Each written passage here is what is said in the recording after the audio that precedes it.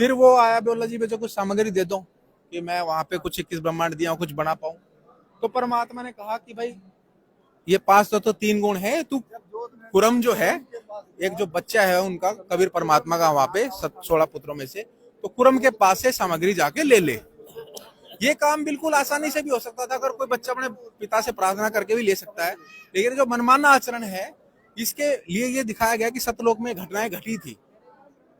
फिर वो कुरम के पास जाता है, कुरम के पास जाके जो मनमाना उसके अंदर एक तप की वजह से और जो अपने आचरण की वजह से जो उसके अंदर बुराई आ गई, उस बुराई के कारण उसने जो कुरम है उसके साथ भी वहां पे बुरा सलूक किया, व्यवहार बुरा किया, और उसने जबरदस्ती उसका मुकुट छीना, और मुकुट से ये जो 5 तत्व 3 गुण है ये निकल गए और इनको लेके वो चला गया। अब 5 तत्व 3 गुण लेने के बाद में उसने सोचा कुछ जीवात्माएं भी होनी चाहिए, भाई ये सामान तो मिल गया लेकिन इसके अंदर जो जीवन अंश है इनको चलाने वाला वो कहां से लाऊं। इसने फिर तीसरी बार वही गलती की जो ये 2 बार पहले कर रहा था, कि भाई फिर दोबारा इसने जिद लगा लो कि भाई फिर दोबारा तप में वो तप वाला जो है उसने शुरू कर दिया। तो उसके बाद में कबीर परमात्मा फिर विवश हुए कि भाई क्या चाहता है तू, लेता है बार बार इस चीज को तू करता है। तो फिर दोबारा ये बोला जी मेरे को कुछ जीवात्माएं दे दो। उसके बाद में परमात्मा ने कहा भाई जीवात्मा मैं नहीं दे सकता, लेकिन फिर भी कोई जीवात्मा अगर तेरे साथ स्वेच्छा से जानी चाहते हो, अपनी इच्छा से जाने जाती हो, तो जीवात्मा तेरे साथ में जा सकती है। वही बोला जी मेरे साथ में जीवात्मा जाना चाहती है। परमात्मा बोला भाई सबको ले आओ, पूछ लो। तो ये जीवात्माएं हैं सारी, ये सृष्टि रचना, वहां जो सतलोक में घटना घटी थी वो जो हमारे शास्त्रों में वर्णित है, उस पूरी घटना को इस पूरे मंच द्वारा ये दर्शाया गया है कि ऐसे ऐसे वहां पे घटना घटी थी। तो ये घटना वहां पे हो रही थी, ये हमारे शास्त्रों में वर्णित है। तो उस समय कबीर परमात्मा ने कहा सारी आत्माओं से भाई इसके साथ में इसके जो 21 ब्रह्मांड मैंने दिए हैं, लोक दिए हैं, इसके में लोक में कौन कौन जाना चाहता है। तो वैसे किसी ने हाथ नहीं उठाया, पर उनमें से एक आत्मा ने कहा कि वे परमात्मा मैं साथ जाना चाहता हूं। उसको देख सभी ने हाथ उठा लिया। जैसे बच्चे आजकल होड़ करते हैं, कोई छोटा बच्चा कहीं जाना कहता है तो और बच्चे कहते हैं मैं भी जाऊंगा मैं भी जाऊंगा मैं भी जाऊंगा, चाहे उसको ये ना पता हो कि वहां पे क्या है क्या नहीं है, लेकिन फिर भी वो होड़म होड़ एक दूसरे की वो चल पड़ते हैं। तो सारी आत्माएं जो है जाना शुरू कर दी। तो परमात्मा ने जब परेशान हो गए परमात्मा की भाई ये जो निरंजन है, ये काल है, ये 3 बार असभ्यता मतलब तप कर रहा है, जो इस विधान में है ही नहीं, एक नई रीत चला रहा है, जो सहज सरल काम है उसको इतना मुश्किल कर रहा है, और इसके अंदर इतनी बुराई आ गई है भाई, इसने कुरम के साथ भी व्यवहार कर रहा है। तो फिर परमात्मा ने और आत्माओं को भी बिगाड़ दिया, जो आत्माएं हैं वो भी बिगड़ गई। तो जब परमात्मा ने देखा कि भाई कुछ अलग से रचना रची जा रही है, तो परमात्मा ने भी सोचा भाई कुछ मैं भी कुछ दिखाता हूँ, कुछ अलग से रचना करता हूँ। तो परमात्मा ने भी थोड़ा सा खेल वहां हुआ। परमात्मा ने आदि माया जो है वहां, जो वो आत्मा थी, जो इस आत्मा ने सबसे पहले हाथ उठाया था, उस आत्मा के अंदर उसको एक नारी रूप दिया, और उसके अंदर जो है सारी जीवात्माओं को डाल दिया। और सारी जीवात्माओं को के द्वारा ये पूरी लिखी हुई है कि सारी जीवात्माओं को उस के डालकर निरंजन के पास में उत्पत्ति के लिए कि भाई तू 21 ब्रह्मांड में ये माया है, सब शक्ति मैंने इसको दे दी है, तू जितने जीव कहेगा ये पैदा कर देगी। लेकिन उसके बाद में भी जो निरंजन भगवान है, जिसको हम काल भगवान कहते हैं, अब वो उसका नाम पहले ब्रह्म था, मतलब वहां पे काल भगवान नहीं था, लेकिन वहां पे उसने जो बदव्यवहार किया फिर दोबारा वही, क्योंकि उसके अंदर जो बुराई थी उस बुराई और बढ़ गई, उसके साथ जो बदव्यवहार किया उस बदव्यवहार की वजह से वहां पे वो जो एक जो नारी शक्ति पैदा की थी वो भी परेशान हो गई कि यार ये क्या, कहाँ मैं फंस गई। तो उस चक्कर में वो उसके पेट में चली जाती है, जब वो उसके साथ व्यवहार करता है तो उसके पेट में चली जाती है। तो फिर परमात्मा को याद करती है, क्योंकि कोई भी बच्चा चाहे गलती कितनी कर दे, कहीं चला जाए कहीं फंस जाए, वो हमेशा अपने जनक को ही याद करता है, अपने माँ को अपने बाप को जो परेशानी में होता है। तो जब ये आदि माया भगवती है, ये जो परेशान हुई उसके पेट में चली गई डर की वजह से, तो उसने परमात्मा को याद किया कि हे परमात्मा कि मुझे बचाओ, मैं फंस गई हूँ। ये सारा वृत्तांत कबीर सागर में वृत्तांत है पूरा का पूरा, गरीबदास जी महाराज के में भी है। उसके बाद में परमात्मा जो है वो जो है अपने जोगजीत रूप में वहां पे आए और जोगजीत रूप में आकर, ये दिखा रखा है, जोगजीत रूप में आए और उन्होंने आदि माया को उनके पेट से निकाला और उससे कहा कि भाई ये तुम जो कर्म कर रहे हो इस सृष्टि में, जो मैंने इतनी अच्छी प्यारी जो सृष्टि बनाई है, इस सृष्टि में जो तुम कम कर्म कर रहे हो ये यहाँ पे रहने लायक नहीं है, ये बहुत ही बुरा कर्म है और मैं तुम्हें यहाँ नहीं रख सकता। और इसीलिए परमात्मा ने उनको 21 ब्रह्मांड के साथ में अपने सतलोक से, अपने चारों लोक से, जो अमर लोक है वहां से निष्कासित कर दिया कि आपका जो व्यवहार है यहाँ रहने लायक नहीं है, आपके कारण और भी आत्माएं जो हैं यहाँ बिगड़ रही हैं। तो मैं नहीं चाहता कि आपके कारण, हमारे परमात्मा समझाते भी हैं इस पूरे ज्ञान को, तो ये जो आत्माएं भी इस कारण से उस परमात्मा ने उन दोनों को वहां से निष्कासित कर दिया। और निष्कासित करने के बाद में 21 ब्रह्मांड के साथ में आदि माया और निरंजन भगवान दोनों हैं वहां से परमात्मा की शब्द शक्ति से 16 संकोच दूर आ गए। ये पूरा वृत्तांत है।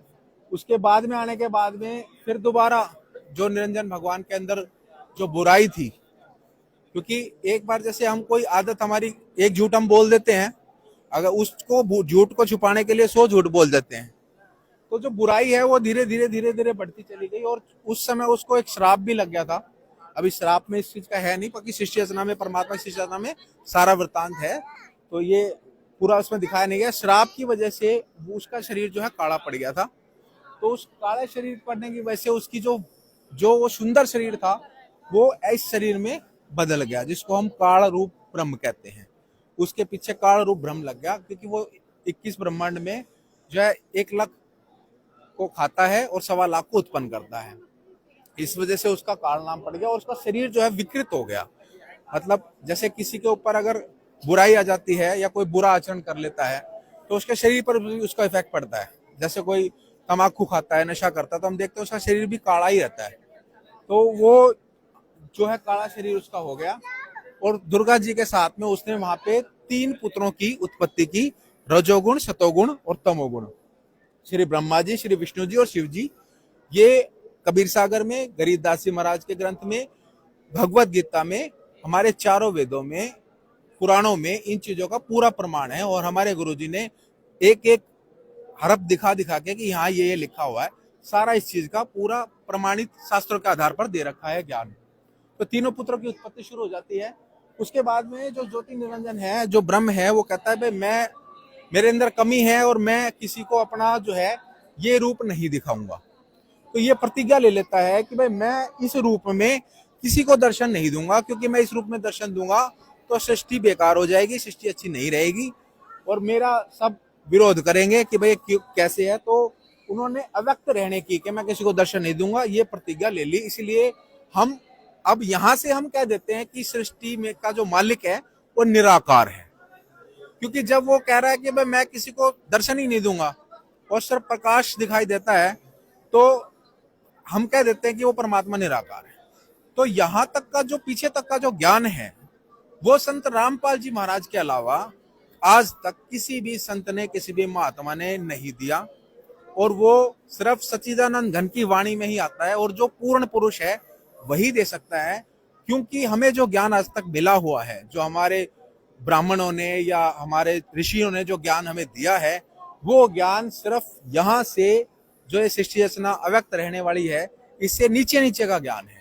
इससे ऊपर का ज्ञान सिर्फ संत रामपाल जी महाराज ने ही दिया है। सर, जैसे बहुत से लोगों का मानना है कि परमात्मा साकार है या निराकार है, इसमें काफी ज्यादा भी लोगों के जो कंसेप्ट है वो क्लियर नहीं है। लेकिन संत रामपाल जी महाराज जी के अकॉर्डिंग आपने बहुत बड़ा प्रश्न उठाया कि सच में परमात्मा साकार है या निराकार है।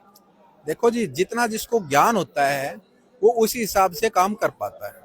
आज तक जितने महापुरुष हुए हैं का ही वो है, लेकिन संत रामपाल जी महाराज ने जो ज्ञान दिया है वो सच्चिदानंद घन की वाणी, जो 5वां वेद, जो परम अक्षर ब्रह्म की वाणी है, उस वाणी के आधार पे वो सारा ज्ञान है।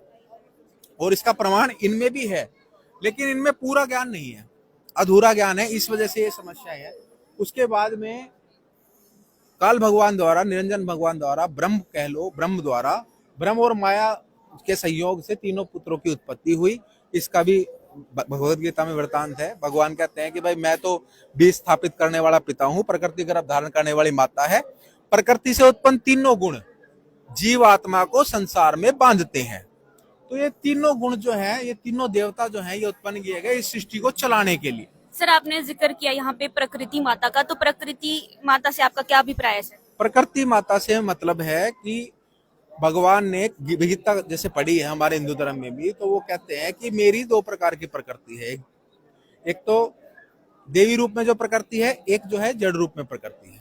जैसे 5 तत्व पृथ्वी जल अग्नि आकाश और मन बुद्धि अहंकार, ये 8 प्रकार की प्रकृति भगवत गीता में बताई गई है। तो ये जो है, ये प्रकृति देवी है और वो इन्हीं का रूप माया रूप है जो प्रकृति है ये। तो ये व्यक्त और अव्यक्त वाला जो सिस्टम है वो इन्हीं से चल रहा है।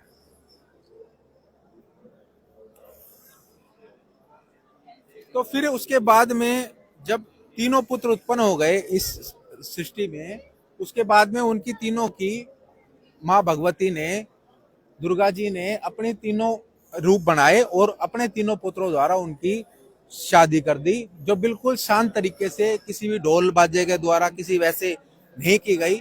इसीलिए हमारे गुरुजी भी जितनी शादियां यहाँ होती हैं वो बिना किसी दान दहेज के लाग लपेट के होती है। जैसे दुर्गा जी ने शादी की अपने बच्चों की कि भाई 3 देवियां थी और 3 पुत्र, भाई आप अपना अपना घर बसाओ और आराम से शांति से यहाँ रहो।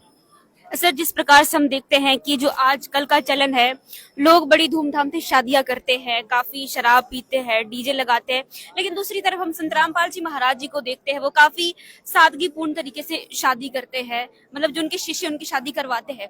तो सर क्या ऐसा कई शास्त्रों में भी प्रमाण है? ये शास्त्रों में प्रमाण है जी। ये देवी भागवत में प्रमाण है कि देवी जी ने अपने पुत्रों की जो शादी है वो ऐसे की थी, सिंपल तरीके से, वचन से। और वचन से ही पहले सारे काम होते थे। साधु संत महात्मा भी वचन से करते थे। माता पिता दोनों के, लड़की को और लड़के वालों ने वचन से कह दिया भाई हमने आपको बेटी दे दी, आपने बेटी ले ली, स्वीकार कर ली, तो वचन से शादी होती थी। बाकी जो लोग हैं संसार के, वो आडंबरों में फंसकर अपने धन को खर्च करते हैं और उनके देखा देखी का जो, जैसे वो शिष्य रचना है, भाई देखा देखी जो बिगड़ रहा है सिस्टम, बिगड़ा हुआ समाज जो है वो अब तैयार हो गया इसी वजह से। लेकिन संत रामपाल जी महाराज ने उस समाज सुधारक का जो काम किया है उसमें सबसे बड़ा काम यही है कि दहेज मुक्त विवाह, बेटी और बेटे दोनों को समान जो है दृष्टि पूरे समाज में रहनी चाहिए। बेटी और बेटे दोनों समान हैं और बिना किसी लाग लपेट के, बिना दान दहेज के हमारे यहाँ पर शादियां होती है। और ऐसा नहीं है कि कोई गरीब ही शादी करता है, खूब पैसे वाले, खूब पढ़े लिखे करते हैं। क्योंकि समझदारी, पढ़ा लिखा होने का मतलब ये नहीं है कि आप पैसे का बेकार करो या पैसे को ऐसे ही खर्चो। समझदार आदमी वो होता है जो अपने पैसे का, अपने धन का सदुपयोग करे। तो सदुपयोग करते हैं संत रामपाल जी महाराज और अपने बच्चों को भी सिखाते हैं कि बेटा धन मिला है तो धन का सदुपयोग करो। तो इसीलिए यहाँ पे किसी प्रकार का दान दहेज का कोई भी संसारी जो है वो नहीं है। इसमें सिर्फ मंगलाचरण करते हैं 17 मिनट का, और 17 मिनट का मंगलाचरण में ही ये सारी चीजें हमारी हो जाती हैं। जो रमणी है, रमणी के द्वारा शादी हो जाती है और बड़ी अच्छी तरीके से होती है और पूरे समाज के द्वारा होती है। कि हमारे गुरुजी का बहुत बड़ा परिवार है, करोड़ों बच्चे हैं उनके परिवार के हैं और परिवार में ही शादी होती है। बहुत बड़ा निर्मल समाज है जिसमें किसी भी प्रकार का कोई भी दान दहेज का काम नहीं है, किसी भी प्रकार का कोई बीड़ी सिगरेट तंबाकू का नहीं है, और राग द्वेष छल कपट ईर्ष्या सबसे दूर रहते हैं। और पूरा संत समाज एक हमारे गुरुजी तैयार कर रहे हैं और करोड़ों परिवार हैं हमारे गुरुजी के, सब बच्चे हैं उनके। तो सर जैसे आपने अभी जिक्र किया है सृष्टि रचना का, तो आपके अकॉर्डिंग सृष्टि किसके द्वारा रची गई है?